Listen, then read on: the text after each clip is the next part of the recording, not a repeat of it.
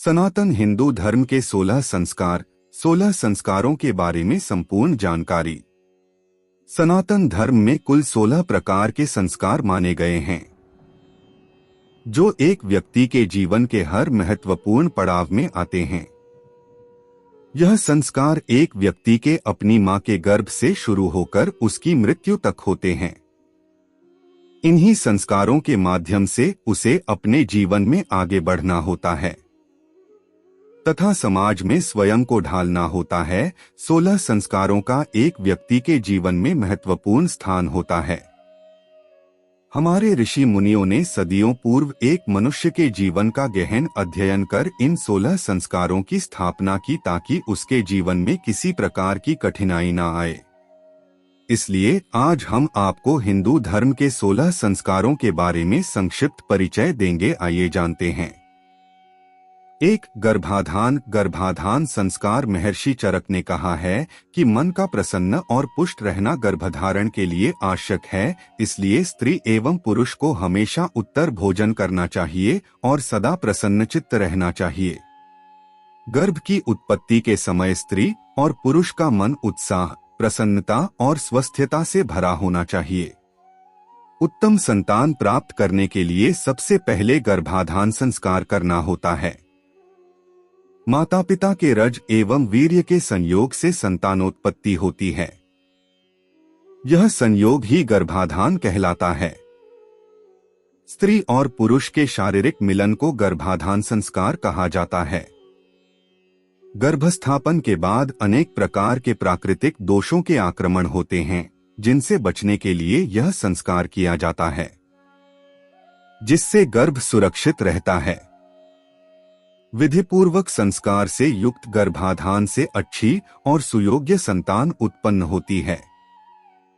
2. पुंसवन संस्कार। 3 महीने के पश्चात इसलिए आयोजित किया जाता है क्योंकि गर्भ में 3 महीने के पश्चात गर्भस्थ शिशु का मस्तिष्क विकसित होने लगता है।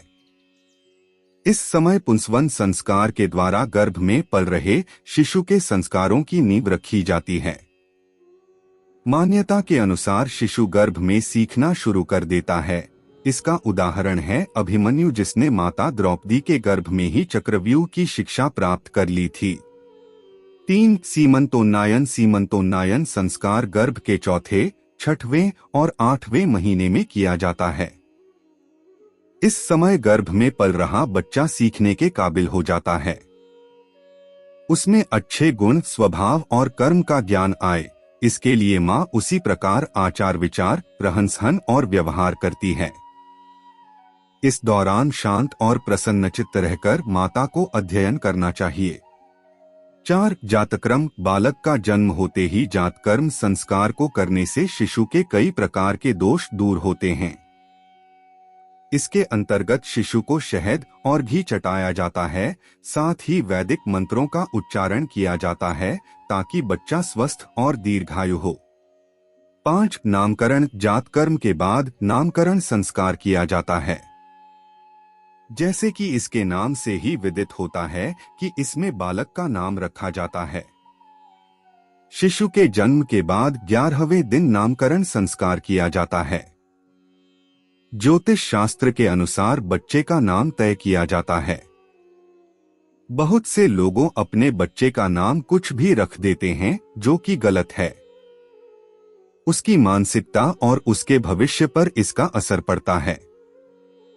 जैसे अच्छे कपड़े पहनने से व्यक्तित्व में निखार आता है, उसी तरह अच्छा और सारगर्भित नाम रखने से संपूर्ण जीवन पर उसका प्रभाव पड़ता है। ध्यान रखने की बात यह है कि बालक का नाम ऐसा रखें कि घर और बाहर उसे उसी नाम से पुकारा या जाना जाए। 6. निष्क्रमण। इसके बाद जन्म के 14वें माह में निष्क्रमण संस्कार किया जाता है। निष्क्रमण का अर्थ होता है बाहर निकालना। हमारा शरीर पृथ्वी, जल, अग्नि, वायु और आकाश आदि से बना है, जिन्हें पंचभूत कहा जाता है। इसलिए पिता इन देवताओं से बच्चे के कल्याण की प्रार्थना करते हैं। साथ ही कामना करते हैं कि शिशु दीर्घायु रहे और स्वस्थ रहे। 7 अन्नप्राशन। अन्नप्राशन संस्कार संस्कार बच्चे के दांत निकलने के समय अर्थात 6 से 7 महीने की उम्र में किया जाता है। इस संस्कार के बाद बच्चे को अन्न खिलाने की शुरुआत हो जाती है। प्रारंभ में उत्तम प्रकार से बना अन्न जैसे खीर, खिचड़ी, भात आदि दिया जाता है। 8 चूड़ाकर्म। सिर के बाल जब प्रथम बार उतारे जाते हैं तब वह चूड़ाकर्म या मुंडन संस्कार कहलाता है। जब शिशु की आयु 1 वर्ष हो जाती है तब या 3 वर्ष की आयु में या 5वें या 7वें वर्ष की आयु में बच्चे के बाल उतारे जाते हैं। इस संस्कार से बच्चे का सिर मजबूत होता है तथा बुद्धि तेज होती है। साथ ही शिशु के बालों में चिपके कीटाणु नष्ट होते हैं जिससे शिशु को स्वास्थ्य लाभ प्राप्त होता है। मान्यता है गर्भ से बाहर आने के बाद बालक के सिर पर माता पिता के दिए बाल ही रहते हैं। इन्हें काटने से शुद्धि होती है। 9 कर्णवेध। कर्णवेध संस्कार का अर्थ होता है कान को छेदना। इसके 5 कारण हैं। 1 आभूषण पहनने के लिए। दूसरा, कान छेदने से ज्योतिषानुसार राहु और केतु के बुरे प्रभाव बंद हो जाते हैं। तीसरा, इसे एक्यूपंक्चर होता जिससे मस्तिष्क तक जाने वाली नसों में रक्त का प्रवाह ठीक होने लगता है। चौथा, इससे श्रवण शक्ति बढ़ती है और कई रोगों की रोकथाम हो जाती है। पांचवा, इससे यौन इंद्रियां पुष्ट होती है। 10 यज्ञोपवीत। यज्ञोपवीत को उपनयन या जनेऊ संस्कार भी कहते हैं। प्रत्येक हिंदू को यह संस्कार करना चाहिए। उप यानी पास और नयन यानी ले जाना। गुरु के पास ले जाने का अर्थ है उपनयन संस्कार। आज भी यह परंपरा है। जनेऊ यानी यज्ञोपवीत में 3 सूत्र होते हैं। ये 3 देवता ब्रह्मा, विष्णु, महेश के प्रतीक हैं। इस संस्कार से शिशु को बल, ऊर्जा और तेज प्राप्त होता है। साथ ही उसमें आध्यात्मिक भाव जागृत होता है। 11 वेदारंभ संस्कार। यज्ञोपवीत संस्कार के तुरंत बाद वेदारंभ संस्कार शुरू हो जाता है जिसमें वह बालक अपने गुरु के आश्रम में रहकर ब्रह्मचर्य का पूर्ण रूप से पालन करते हुए वेदों का अध्ययन करता है। इसमें उसे भूगोल, ज्योतिष, चिकित्सा, धर्म, संस्कृति, नियम, राजनीति इत्यादि की शिक्षा दी जाती है। इसी के साथ उसे आश्रम की सफाई, भिक्षा मांगना, गुरु की सेवा करना, भूमि पर सोना इत्यादि कठिन नियमों का पालन करना होता है।